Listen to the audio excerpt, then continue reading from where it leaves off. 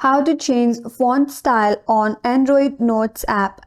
Hi everyone, this is Kate and I'm back with new video, and in today's video we will see how we can change the font style on Android Notes app. So let's get started. First of all, you have to open up your notes in your Android device. After that, you have to type in something. For example, this is my text.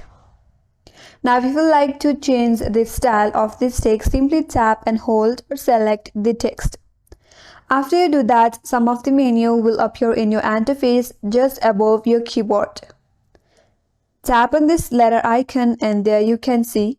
You can either make it heading 1, heading 2 or simply a text. If you would like to make it bold, tap on this bold option and it's now bold. If you would like to make it italic, you can simply tap on this italic option.